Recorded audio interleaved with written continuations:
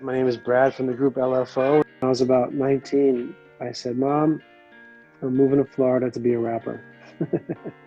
And she was like, "No, no, no, I don't think so."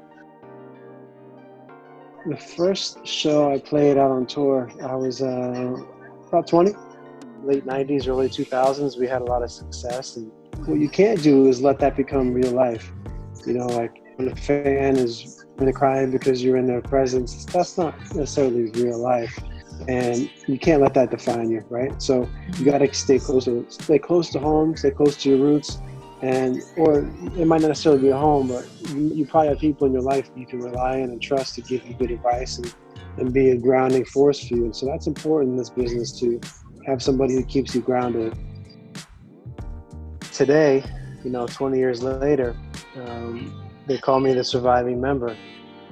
In 2010, we lost Rich Cronin.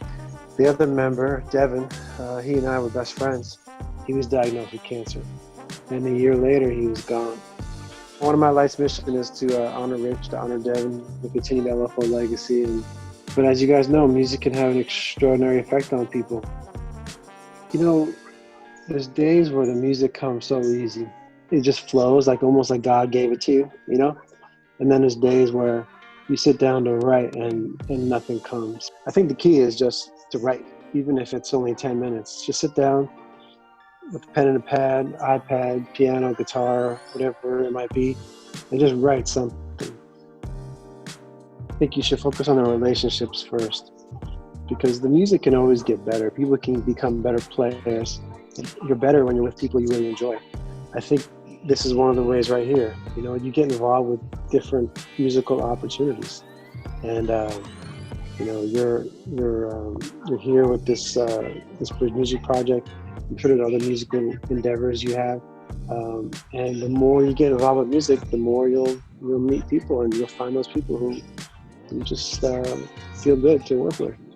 I often think if nothing else, let's say LFO had no whatsoever, the relationships I've built, lifelong friends, lifelong mentors, was worth it. When you're first starting out, like most of you guys are, you just bust it. You do whatever you got to do to make the show happen, right? And right now you're in a position where, I'm looking at the Zoom, a lot of you guys are young. This is the time. This is where you refine yourself, right here. Write, record, practice in front of the mirror, nurture the relationships with the fans. It's easy to do that today with social media, right? You constantly give them something to consume. It doesn't have to be something they buy. Maybe it's just a YouTube cover. Maybe it's poetry, whatever it might be. Constantly give them something or offer them something to get for free or to purchase, so that you're constantly in their heads.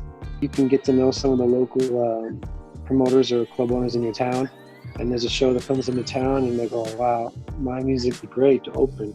Don't be afraid to just search out someone's email address and send them an email, but make sure you have your story right, so that they'll take a chance to see what you have going on and respond to it. And maybe they don't take you on right away, but they might have some good advice to give you. Let the core of the group, let the basis be as strong as possible.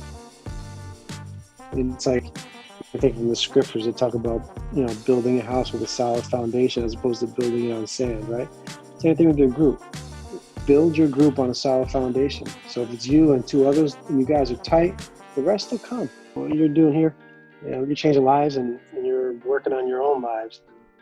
That's the most important thing, that you guys are really doing something good here. And if more people did something good like you guys are doing, the world would be a better place.